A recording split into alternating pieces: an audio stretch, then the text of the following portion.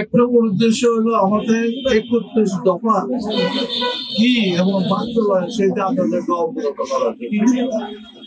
আপনারা লক্ষ্য করছেন অনেক রাজনৈতিক দলই অনেক কথা বলছে, কিন্তু কেউ কি আপনাকে বলেছে কি করবে তারা? কোন দল রাজনৈতিক দল বলেছে যে আমি এই করবো বলেছে? আমরা হাতে করো এবং লিখিত ভাবে সব জনগণকে জানাতে চাচ্ছি যে আমাদের 31 দফা কি। 31 দফা হলো আমাদের এলাকা এবং বাংলাদেশের সকলের জন্য উন্নয়ন, উন্নতি এবং শান্তি শৃঙ্খলা বজায় রাখা। আমাদের দেশে এখন বেকার সমস্যা, আমাদের যুবক ছাত্র সবাই বেকার বলেই তারা আজকে কসবার সেই সুনাম নাই। বেকার বলেই আমাদের অর্থনৈতিক উন্নয়ন হয় নাই, শুধু দুর্নীতি হয়েছে। টাকা যে হয় নাই তা না, অর্থ এসছে কিন্তু উন্নতি হয় নাই। অত্যন্ত দুঃখের বিষয়। আমি যাকে বেশি শ্রদ্ধা করতাম, ভাবতাম তার কোনো পারিবারিক দায়বদ্ধতা নাই, কোনো কিছু নাই, শুধু জনগণের জন্য আসছে। কিন্তু আজকে দুঃখের বিষয়, কর্মের জন্য জনগণ লজ্জিত যে 16 বছর এত বড় একটা শক্তিশালী বলতে থাকা সত্ত্বেও আমরা রাস্তায় আমাদের ছেলে মেয়েরা বেকার। আজকে আমাদের বিভিন্ন সমস্যা এইগুলি হয়েছে 16 বছরে, তাই না? আজকে কসবা হলো একটা রুট। কি রুট জানেন? এবং এই কারণে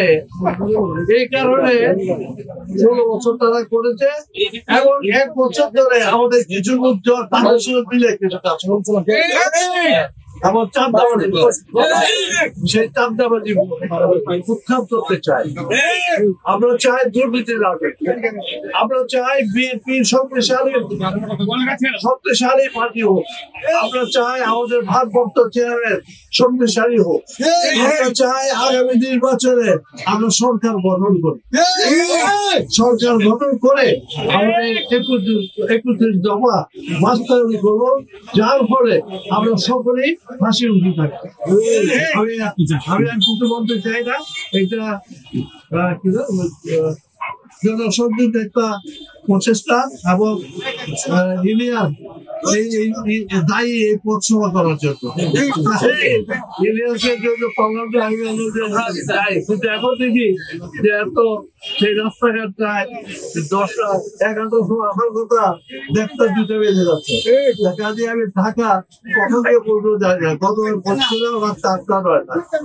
আশা করি আমি আপনাদের সঙ্গে আবার আসবো, আমরা ছিলাম, আমি আছি এবং ভবিষ্যতে আপনাদের থাকবো। আপনাদের আগামী 2026 সালের নির্বাচনে আমরা আবার চাই।